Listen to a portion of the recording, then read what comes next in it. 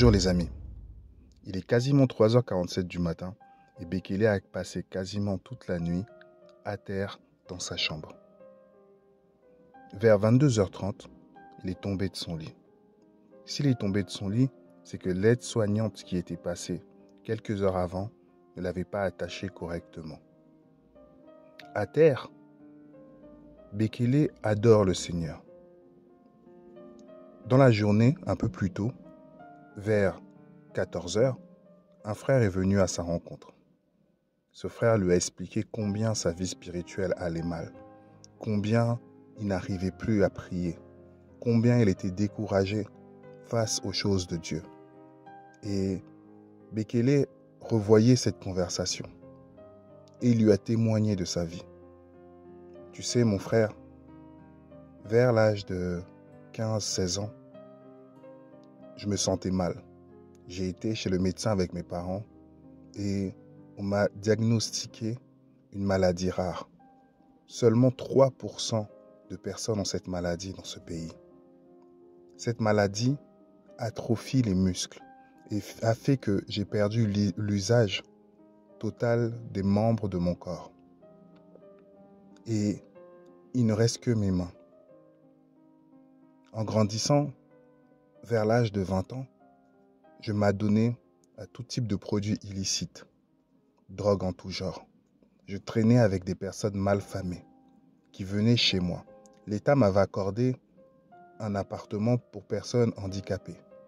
Mais ces personnes venaient, fumaient, buvaient. Et j'avais un besoin de destruction. Comme c'est écrit sur le paquet de cigarettes, fumais-tu? Oui, je vivais et je faisais en sorte de mourir lentement. Je ne voulais pas me suicider directement, mais je savais que fumer était du suicide lent. Mais il y avait un voisin que j'observais. Ce voisin, il était sur un fauteuil roulant comme moi. Mais je le voyais toujours entouré de sa famille. Je l'observais. Et je voyais qu'il était toujours heureux. Mais je ne comprenais pas c'était quoi son secret. Le secret de sa joie. Un jour comme ça, baladant dans le quartier sur mon fauteuil, ce voisin m'a interpellé. Il m'a dit, j'ai vu que tu m'observes souvent. Je lui ai dit oui. Quel handicap vous avez? Il m'a expliqué son handicap. Et c'est comme ça que cet homme a commencé à me parler du Seigneur Jésus-Christ. Moi, athée, moi qui ne croyais pas en Dieu. Certainement, il y avait une puissance quelque part. Certainement, il y avait une force.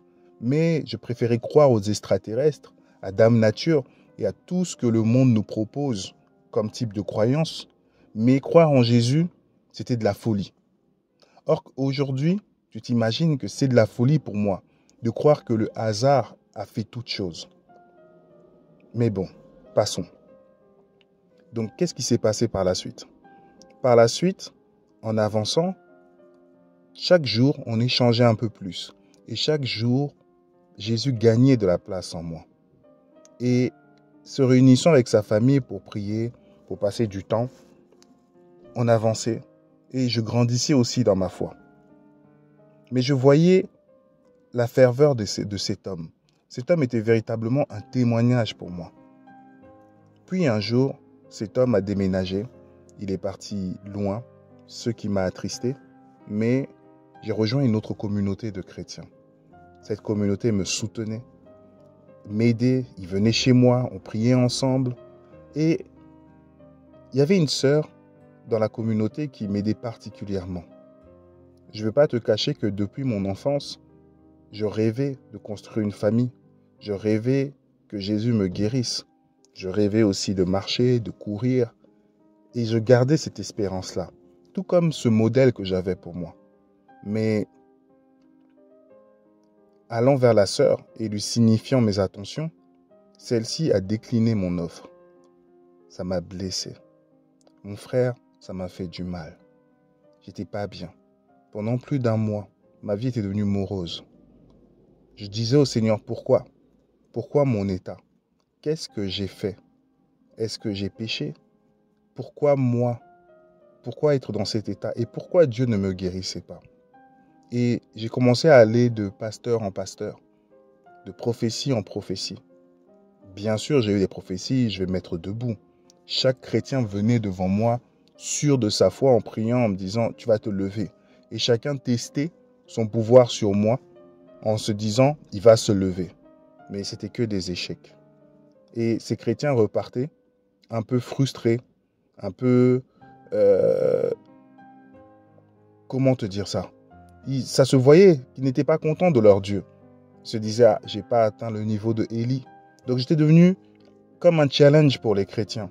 Ils ne faisaient pas les choses par obéissance à Dieu, mais ils faisaient les choses pour mettre à l'épreuve leur foi. Mais ce n'est pas comme ça. On ne met pas Dieu, on ne tente pas Dieu. Et Dieu ne tente personne. Mais moi, je continuais. Je me suis fait une raison. Ma raison au départ, c'était de me cacher. D'enlever en fait cette espérance en disant de toute façon, on s'en fout, arrivera ce qui arrivera. Mais j'ai grandi depuis. Ça fait plus de 15 ans que je marche avec le Seigneur. Et je vais t'expliquer, mon frère, pour te donner de la force et pour te donner du courage, de la persévérance dans ta marche. Regarde ma situation. Je suis seul dans une maison et je suis dépendant des autres. Je ne peux pas manger seul, je ne peux rien faire. J'ai constamment besoin d'assistance.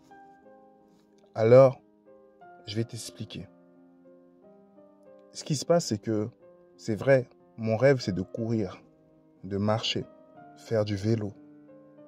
Toi, ce n'est pas ton rêve. Tu t'endors pas la nuit en pensant à ça. Mais moi, c'est ce que j'aimerais faire. À chaque fois qu'il y a eu une évangélisation dans la ville, j'ai pris mon fauteuil et je suis parti. À chaque fois qu'il y avait une réunion quelconque, je demandais à des frères de m'y accompagner. Je ne ratais pas les différentes instances, les différents moments avec le Seigneur. Mais je ne comprenais pas pourquoi ceux qui étaient valides se permettaient. Alors que moi, qui suis invalide, je ne me permettais pas. Et aujourd'hui, c'est vrai, tu as le droit d'aller mal. Mais dis-toi que dans la communauté chrétienne, il existe plein de personnes comme moi, qu'on va appeler des invisibles. Et ces invisibles-là ne sont pas valides à 100%.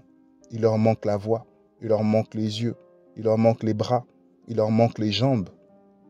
Mais ils arrivent à montrer une ferveur, une force que toi, tu ne portes pas. Et chacun de nous devra des comptes sur la location qu'il a fait dans son corps. Et oui, on est locataire de notre corps parce qu'on doit le souffle de vie au Seigneur. Et le temps qu'il nous prête dans ce corps et sur cette terre, on devra des comptes. Mais celui qui a un corps à 70% sera jugé à la même hauteur que toi. Toi qui es à 100%. Donc prends garde à ça. Je te demande de te réveiller, mon ami. Je suis là. C'est vrai que c'est pas facile tous les jours. Mais réveille-toi. Si le Seigneur me permet de vivre cette vie atroce, parce que ce n'est pas facile et je pense que tu ne tiendrais pas à ma place, je ne tiens que par la grâce, alors remercie le Seigneur du miracle qu'il te donne tous les jours, de te réveiller, de manger et de respirer normalement. Suite à cette conversation, le jeune homme qui était en face de Bekele était confondu dans ses sentiments. Il se rendait compte de son égoïsme. Il se rendait compte du chantage affectif qu'il pouvait faire au Seigneur. Seigneur, si tu ne me donnes pas, si tu ne fais pas pour moi, alors j'abandonne. Je vais arrêter. Je ne veux plus prier parce que les choses ne sont pas dans mon sens. Bekele était un témoignage pour lui. Et il lui disait, mon frère, tu es un témoignage pour nous. Quand on voit ta motivation dans l'œuvre du Seigneur, quand on voit la force que tu y mets, les demandes que tu fais, tu as du mal à parler. Mais quand il faut aller sur le terrain, tu es présent. Quand il faut partager, tu essayes de partager. Tu as comme nous tous des rêves, tu as comme nous tous des envies, des projets, mais tu es aussi limité. Mais tu regardes au Seigneur. Et tu m'as dit une phrase, mon frère, tout à l'heure, qui m'a énormément touché. Que Dieu va t'exaucer, que ce soit dans cette vie ou dans l'autre. Et souvent, on oublie que l'exaucement peut rentrer dans le cadre de la vie éternelle et pas forcément dans le cadre de la vie physique. Nous, on pense que le Seigneur oublie, alors qu'il retient chacune de nos prières. Et je te remercie pour cet encouragement. Et je crois, et je vais demander au Seigneur de me prêter la force de me lever en me disant, il y a des frères, il y a des sœurs qui souffrent le martyre tous les jours, qui ont mal, qui disent, Seigneur, j'ai prié 3 fois afin que tu me délivres, mais il leur a dit, ma grâce suffit. Ma force est parfaite dans tes faiblesses. Et c'est ainsi que Bekele, vers 6 heures du matin, l'aide-soignante est arrivée, étonnée de le voir au sol, l'a remis sur son fauteuil, lui a demandé si ça allait, et lui louait toujours son Dieu en souriant, en disant Dieu est bon. Si le Seigneur a utilisé cette situation pour que je puisse veiller et intercéder pour les chrétiens, alors toute chose concourt au bien de ceux qui aiment Dieu. À bientôt.